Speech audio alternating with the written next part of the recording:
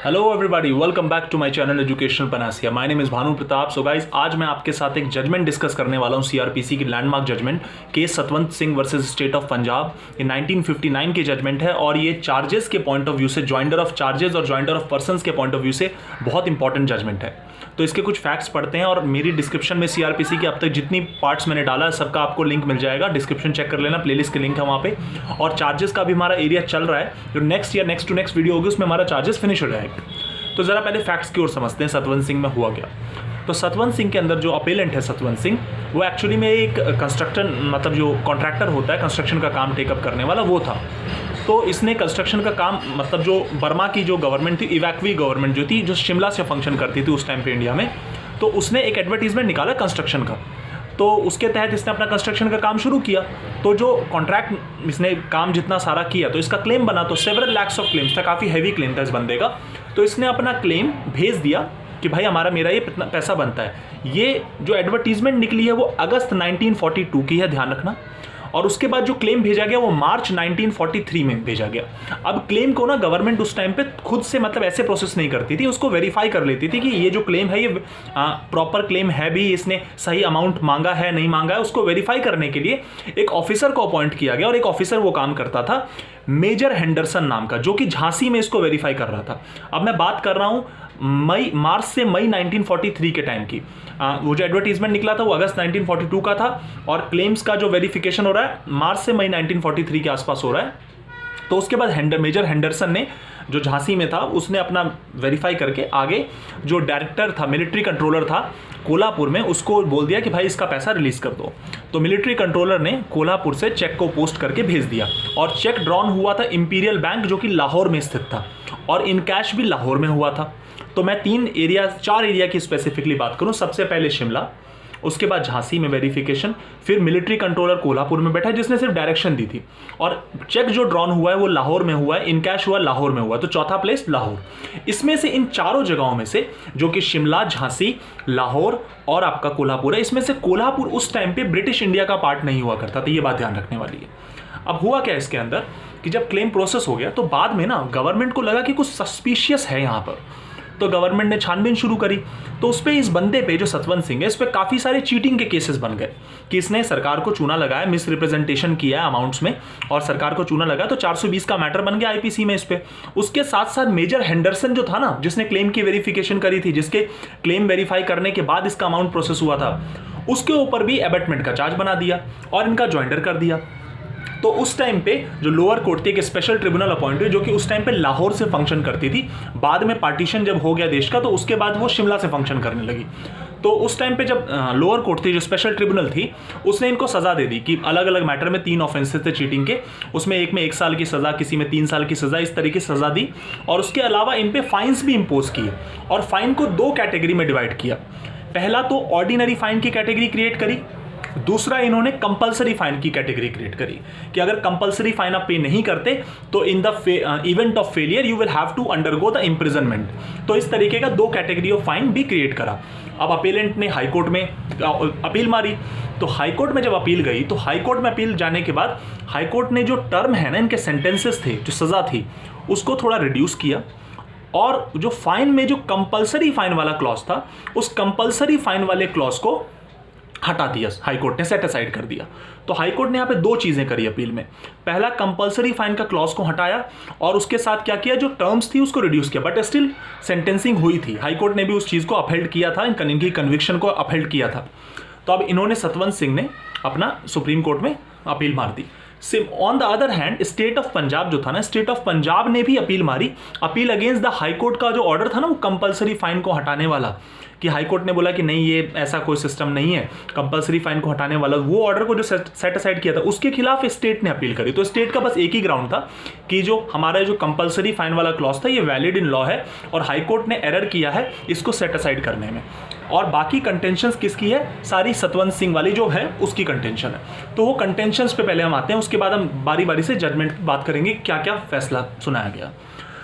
तो सबसे पहले तो ये कि सबसे पहली कंटेंशन है कि ऑफेंस को कोल्हापुर में कमिट किया गया। इनका कहना था कि ऑफेंस जब कोल्हापुर में कमिट हुआ, जो कि ब्रिटिश इंडिया के आउटसाइड बनता है, तो उस केस में ब्रिटिश इंडिया के पास अनलेस कोई सैंक्शन या प्रोसिक्यूशन का अगर अथॉरिटी अवेलेबल नहीं है तो ब्रिटिश इंडिया कैसे प्रोसिक्यूट कर सकता है? क्योंकि अगर ऑफेंस कोल्हापुर में कमिट हुआ, चीटिंग और कोल्हापुर में कमिट होती है, तो फिर किस तरीके से चार्ज बनाया जा सकता है और किस तरीके से ट्रायल उसका इंडिया में कंडक्ट किया जा सकता है, जबकि कोल्हापुर उस पॉइंट ऑफ टाइम पे ब्रिटिश इंडिया का पार्ट ही नहीं है। पहली कंटेंशन अपेलेंट की। दूसरी कंटेंशन इन्होंने कही कि जो ज्वाइंट ट्रायल आप हमारा कर रहे हो, किस का, जो अपेलेंट है सतवंत सिंह और मेजर हेंडरसन का जो जॉइंट ट्रायल कर रहे हो, सतवंत सिंह पे 420 लगाया और हेंडरसन पे अबेटमेंट का चार्ज लगाया, तो वो चार्ज भी इलीगल है। जो जॉइंट ट्रायल आप जॉइंडर ऑफ पर्सन आपने किया वो भी इलीगल है, इन्होंने ये कहा। तीसरा चीज इन्होंने कहा कि जब पर्सन, एक इंसान पे 3 ऑफेंसेस का चार्ज लगाया गया हो और उसका joinder of person, joint trial किसी ऐसे व्यक्ति के साथ किया जा रहा हो जो कि अबेटमेंट पे जिस पे अबेटमेंट का चार्ज लगा हुआ है, तो इस तरीके का जॉइंडर ऑफ पर्सन नहीं किया जा सकता, इस तरीके का जॉइंट ट्रायल कंडक्ट नहीं किया जा सकता। ये कंटेंशन थी अपेलेंट की। मैं दोबारा बता दूं, अपेलेंट ने बोला कि अगर एक व्यक्ति पे 3 ऑफेंसेस का चार्ज है और उसका जॉइंट ट्रायल हो रहा है उस व्यक्ति के साथ जिस पे अबेटमेंट का चार्ज है, तो इस तरीके का जॉइंडर ऑफ चार्ज या फिर इस तरीके का जॉइंट ट्रायल को कंडक्ट नहीं किया जा सकता। ये कंटेंशन थी अपेलेंट की। अपेलेंट ने ये कंटेंशन रेज की थी हायर कोर्ट में, सुप्रीम कोर्ट के अंदर। अगली कंटेंशन इनकी थी कि मेजर हेंडरसन एक पब्लिक सर्वेंट है और पब्लिक सर्वेंट का सीआरपीसी में, हालांकि उस टाइम जो सीआरपीसी एप्लीकेबल थी वो 1898 की थी, हम जो अभी सीआरपीसी पढ़ते हैं वो 1973 की पढ़ते हैं, तो काफ़ी सारे चेंजेस आए हैं। तो उस टाइम पे इस जजमेंट के अंदर अगर आप कभी सेक्शन नंबर भी देखेंगे ट्रायल चार्जेस वगैरह का, तो वो आपको डिफरेंट मिलेंगे जो आज के टाइम में एग्जिस्ट करता है।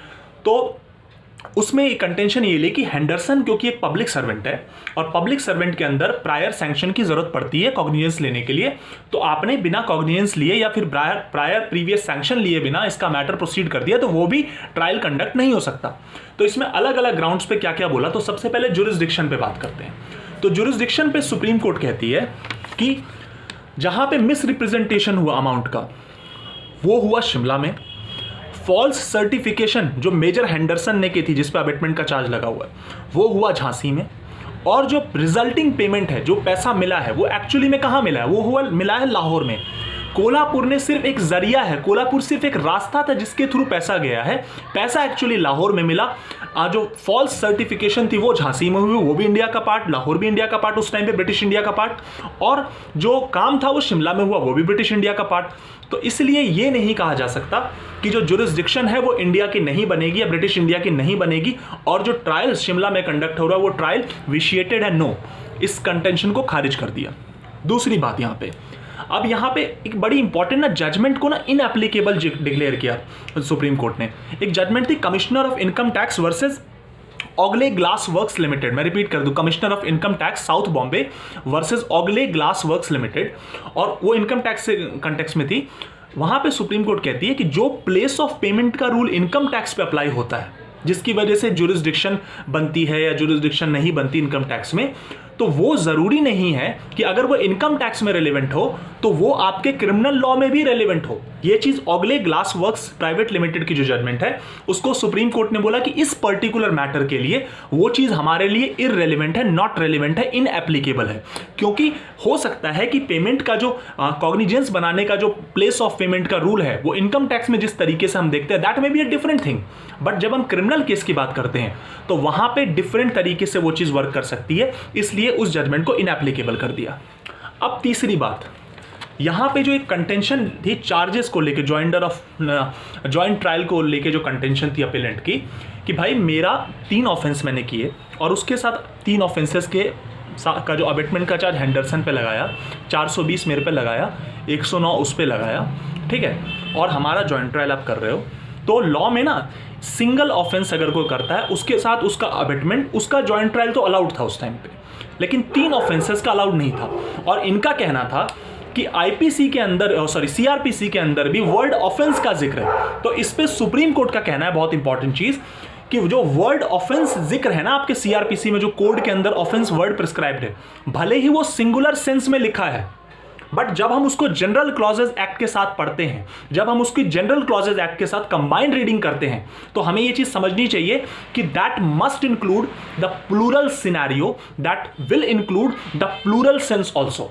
आई एम रिपीटिंग अगेन, यहां पे लॉ कहता है कि जो ऑफेंस वर्ड, जो कि एक्चुअली एक सिंगुलर वर्ड लग रहा है सुन के और देख के भी, वो जनरल क्लॉजेज एक्ट के कंबाइंड रीडिंग के साथ वो एक प्लूरल सेंस देता है और यहां पे जॉइंट ट्रायल किया जा सकता है। पहली बात तो ये जो कंटेंशन थी, इस कंटेंशन को सुप्रीम कोर्ट ने खारिज कर दिया। इसके अलावा एक आखिरी कंटेंशन जो इस वाले केस में थी वो थी कि पब्लिक सर्वेंट वाली जो बात, तो उसमें सुप्रीम कोर्ट ने टेस्ट ले डाउन किया और बोला कि जब कभी भी हम ये चेक करते हैं ना कि कोई पब्लिक सर्वेंट का जो सैंक्शन है उसको प्रोसिक्यूट करने के लिए सैंक्शन की रिक्वायरमेंट है या नहीं है, इस जजमेंट को पब्लिक सर्वेंट के सैंक्शन के पॉइंट ऑफ व्यू से 197 जो अभी सीआरपीसी में एग्जिस्ट करता है ना, उसके पॉइंट ऑफ व्यू से भी जजमेंट को आप कोट कर सकते हो। तो सुप्रीम कोर्ट कहती है कि जो ट्रू टेस्ट है ना एक्चुअली में, कि किसी का सैंक्शन चेक करना है हमें कि हमें उस पब्लिक सर्वेंट के लिए चाहिए नहीं चाहिए, तो हमें ये देखना पड़ेगा कि जो ड्यूटीज उसने डिस्चार्ज करी है वो क्या वो उसकी एक्चुअल ऑफिशियल ड्यूटी है या वो ड्यूटी ऐसी है कि जो उसके ऑफिशियल वर्क से इनसेपरेबल है या नहीं। इस फैक्टर पे चेक करते हैं और यहाँ पे सुप्रीम कोर्ट कहती है हमें ऐसे कोई डॉक्यूमेंट्स नहीं मिले, हमारे पास कोई ऐसा रेलेवेंट इंफॉर्मेशन नहीं है जिससे हम ये कह पाएं कि यहाँ पे 197 का पहले प्रायर जो सैंक्शन है प्रोसिक्यूशन के लिए उस public servant mister major Henderson के अगेंस्ट उसकी रिक्वायरमेंट थी, तो इसलिए इस कंटेंशन को भी खारिज कर दिया। तो ये आपकी Satwant Singh versus state of Punjab की जजमेंट है जो चार्जेस के ऊपर थी। आई होप आपको ये जजमेंट समझ में आई होगी और नेक्स्ट वीडियो जो आपके साथ बनाऊंगा मैं उसमें सीआरपीसी का जो अदर वाला 219-20 से जो आगे प्रोसीड करना है उसको हम कंप्लीट करेंगे। तो thank you so much guys for giving your precious time to me. Thank you very much.